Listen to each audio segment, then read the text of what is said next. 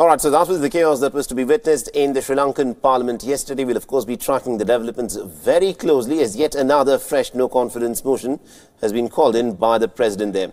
But for the time being, let's move our attention to West Asia, where the Israel-Palestine conflict is still unfolding and the Gaza residents are now assessing the damage of the recent surge of violence. The current situation has prompted a crisis within the Israeli government as well, with the Defense Minister having resigned. And our West Asia Bureau Chief Daniel Pagani presently is in Gaza and has sent us this ground report. A barrage of rockets launched from Gaza towards Israel on Monday.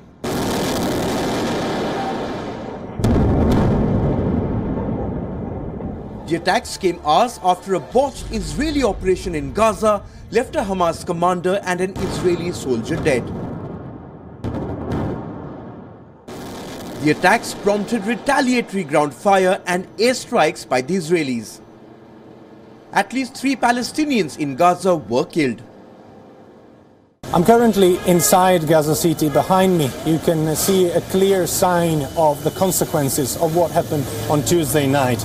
Tuesday night, a few hundreds of rockets were launched from the Gaza Strip into Israeli territories. The Israeli Defense Forces in retaliation started hitting the Gaza Strip very hard. As you can see behind me, this is what remains of a 5-story building where many activities were inside. It's well within a residential area. I am right in the middle of the city. This is not an isolated compound. Residents of the area have no clue if this was eventually a place used by Hamas, because this is what Israel claims. They say they targeted military targets throughout their operations. But as of now, as for the place where we stand, this looks like a residential compound, and clearly the level of devastation in Gaza is very, very high.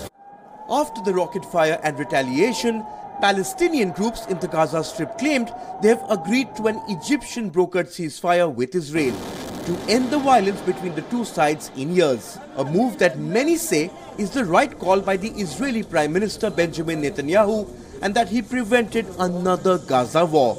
But this could mean trouble for the Netanyahu government back home. Israel's Defense Minister Avigdor Lieberman resigned on Wednesday. Lieberman declaring Netanyahu's ceasefire with Hamas in Gaza as surrendering to terror is demanding early elections, and other opposition figures may follow. The resignation of the now former Defense Ministry of Israel, Mr. Lieberman, were an earthquake when it comes to the Israeli politics. He now leaves empty a seat which many in Israel would like to occupy. One of them is Mr. Bennett, currently the Education Ministry, one of the representatives of the hardcore religious right wing in Israel. It was a big problem because this is a clear sign on how divided is the front within the Israeli government. The Prime Minister of Israel, Benjamin Netanyahu, always defended his handling of the situation in Gaza. He keeps saying that working towards a peace agreement, towards a long-standing ceasefire is the only solution in order to protect the civilians. Meanwhile, for the Palestinians in Gaza, the resignation of Defense Minister Avigdor Lieberman was no less than a celebration and a taste of victory. Bureau Report, World is One. Hamas rockets are falling in southern Israel. Israeli airstrikes against Gaza. Scenes that are all too familiar. The violence brought once again West Asia to the brink of war.